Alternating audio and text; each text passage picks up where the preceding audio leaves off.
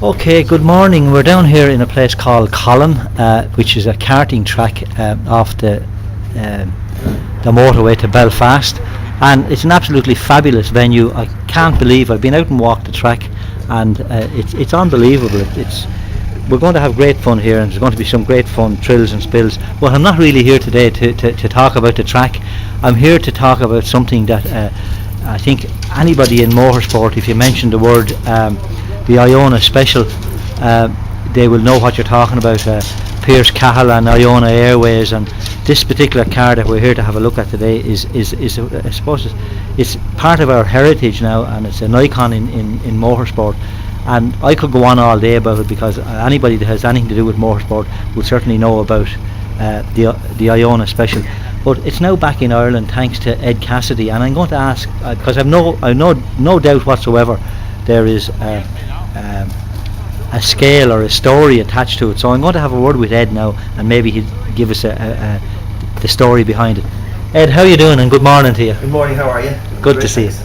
Listen, as I said, I'm sure there's some sort of a scale or a story in relation to getting the Iona Special back here.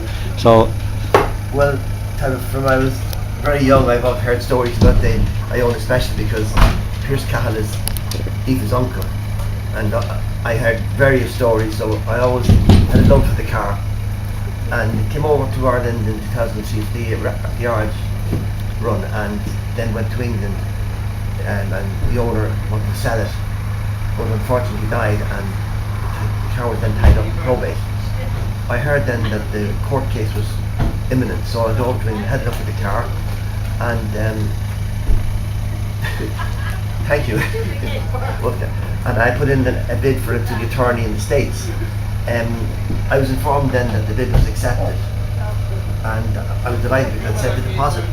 But the following day I got another email to tell me the judge changed his mind. So I mean, I could have taken a court case against him, but trying to fight a court case in the States from Ireland, you only one chance, you only lose. So unfortunately then, the car then went back to America, and I saw that twice again, and immediately chased it up, and after much bargaining and that, the car got the plane home to Manchester and collected from Manchester, so it's here now. well, it's a great credit to you, Ed, because I mean it's lovely to have it back here in Ireland, and it's all largely due to you. Tell me something. I remember years ago, because I remember actually being at a talk that Pierce Cahill was given, and there was a blower on the front of it at one stage, I think, wasn't there? There was, yeah, there was. And have you any intentions or any ideas of putting it back on it, or? I have every intention of putting a blower on it maybe next year. That's great. That's Certainly, absolutely great. No, I'm absolutely delighted to see it out, and anything that has MG on it would be very close to my heart anyhow. But what I'm going to do, first of all, I'm going to thank you for giving us the interview and telling us the story about the Iona Special. I'm going to walk around it, and I'm going to let people see exactly what we're talking about. Not that there's too many people in motorsport that don't know what we're talking about. Again, Ed, thanks very much. Lovely, welcome, David. I know, as you can see, a nice big MG on the front of it, right? It's a very unusual car, and as I said before, when I remember seeing photographs of it, it had a big blower on the front of it. But it's a fabulous car, absolutely fabulous. That's right, yeah.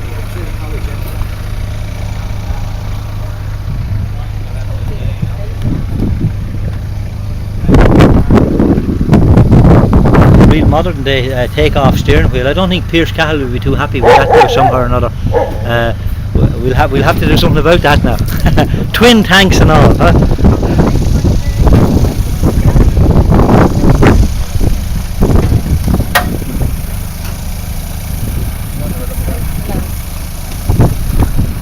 Now we come to the heart of the Iona Special now. As you can see, two nice big SU carbs, right? And they're pretty old. I've never seen them as big as that before. I mean, it's a straight six engine. Ed, what's the story with that? That engine was used in something else as well, wasn't it? Couldn't tell you. No, I think that was using the Wolsey. Yeah, I thought so. Yeah, something like that. Yeah. Look, having a look at the adjustable shocks in those days and what have you. Look, it's a fabulous car, absolutely fabulous. Ed, again, thanks very much. You're welcome. Cheers, God bless. Okay, here in the paddock now with Ken McAvoy from the prehistoric group.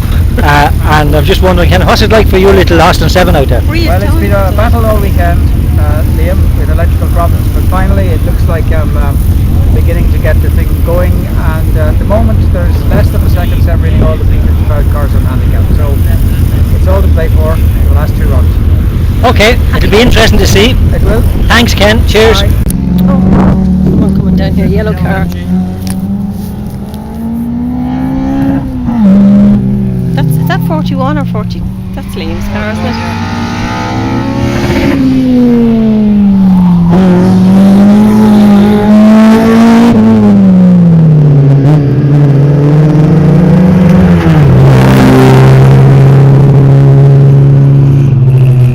I'm not sure if it's on or not. The light's flashing. Is it on?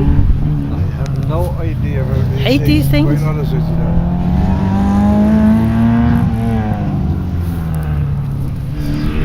That's better, Liam.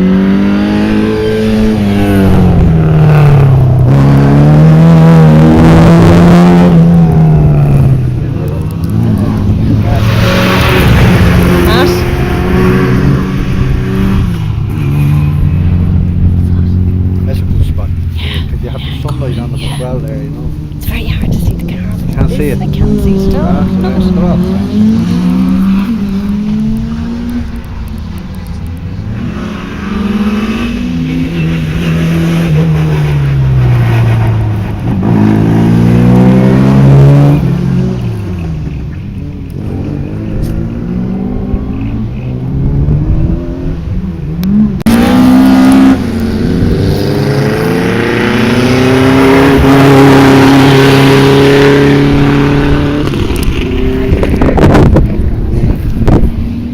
Can't believe that. That's Ken. I thought he's going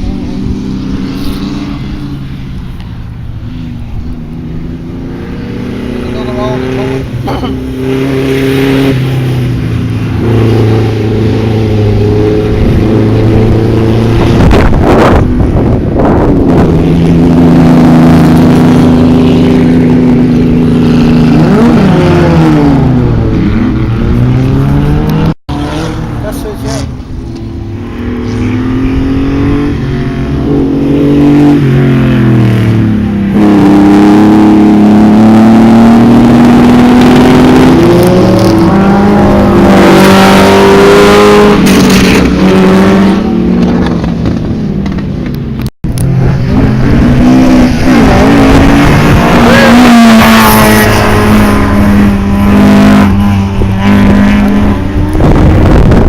good, isn't he? Exciting, isn't he? Come through here, this is a good one. Oh, coming through here. Sideways through here. Okay.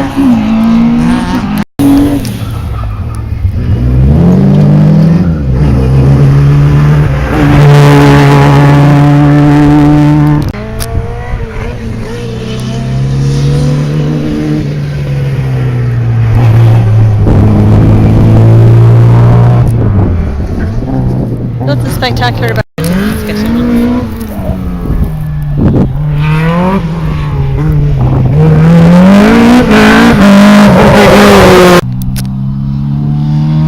It is now.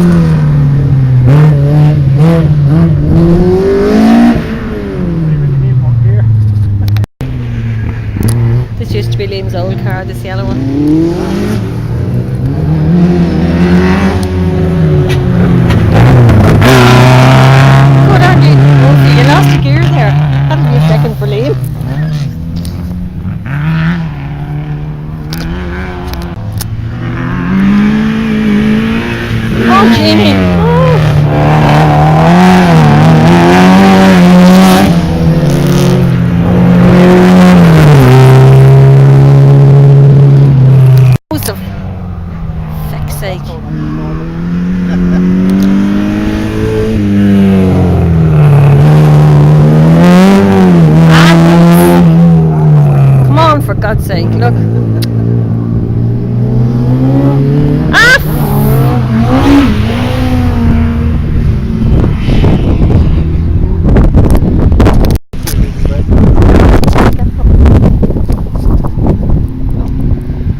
You're not sure. Sorry, I'll tell you about it in a minute.